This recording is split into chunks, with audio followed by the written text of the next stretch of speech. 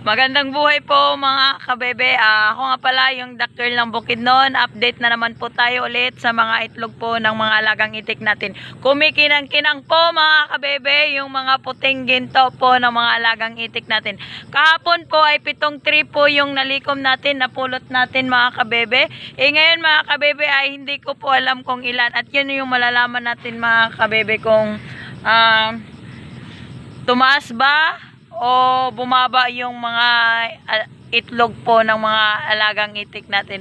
At yun nga, hindi nga ako nakaka-update doon sa mga duckling ko po, yung maliliit na itik ko po, kasi nga nakapokus na naman po ako dito na naman po sa nangingitlog kong itik, kasi nga pag di din naman to alagaan, problema din yun, kasi nga mga kabebe ay wala po akong kasama ngayon, kasi nga yung body ko po ay umuwi po, nag-run away. So nangyari, ako lang pong nagbabantay ng itik, tas doon sa bahay yung mama ko na naman doon. At yun nga mga kabebe, mamaya natin pag-usapan yun, kasi mamaya sa mga duckling ko po, sa mga alagang itik ko po ay mag-update din po ako doon.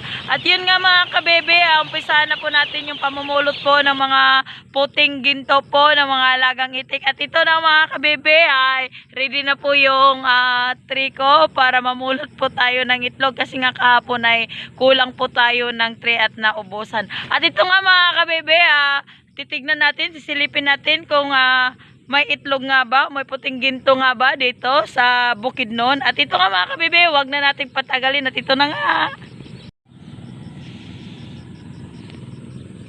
At yan nga mga kabebe, medyo nakikita na po natin yung totoong puting ginto. At yan po hanggang dulo po yan mga kabebe. Marami-rami din po yung mga itlog nila ngayon. Tignan nyo. Hindi nga lang sila masyadong malinis yung itlog nila mga kabebe, kasi nga ay patapos na po yung anihan dito at wala na pong gurami. Pero mamaya po lalagyan po natin ito sila ng Rysal. At yan po mga kabebe, ito po yung mga itlog po ng mga alagang itik, nakakalat lang po. Yan po yung mga puting ginto. Ayan po. At ito na nga mga kabebe, yung mga itlog po na puting ginto po ng mga alagang itik natin. At umpisahan na natin. Dar na malulunok mo talaga. Baka ibang lunok na naman nasa isip mo. Hindi. Ito mga kabebe, ito yung magandang balita po sa lahat. Ito po yung magandang marites. At ito nga mga kabebe, wag na natin patagalin, kasi nanginginig na yung kamay ko, kasi hindi ko alam, parang pera na to. Why, nangatin na charot. Yun nga mga kabebe, mamumulot na po tayo ng mga itlog po ng mga alagang itik natin. At ito nga.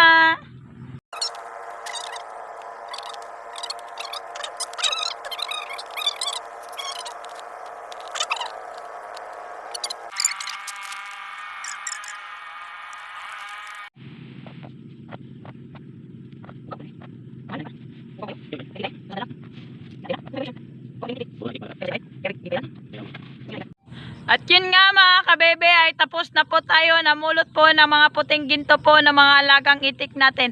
At finally nga mga kabebe, tumaas nga po talaga yung itlog po ng itik natin. At ito nga ay natapos ko na din, may 9 na tree po tayo ngayong araw, 9 na tree po ngayong araw mga kabebe.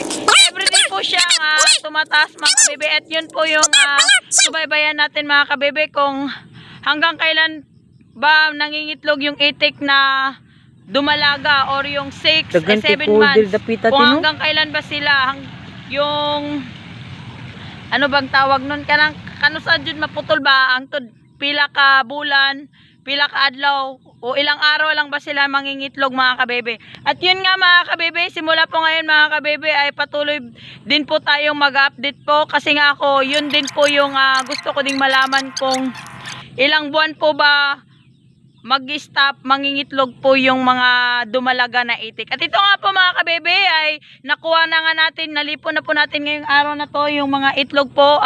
Ngayon po ay 9 na tree po. Char pa ulit-ulit.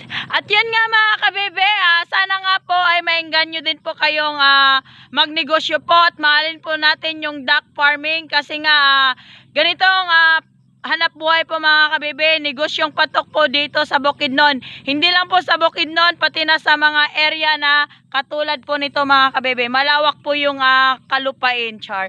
Yung hindi sa paa, charot. Yun nga mga kabebe, malawak yung kapalayan ng area nyo at sinasabi ko sa iyo mga kabebe, itong negosyo na to mga kabebe ay swak na swak. Kaya nga dito sa Bukidnon, patok na negosyo po ito mga kabebe kasi nga puting ginto kung tawagin nila.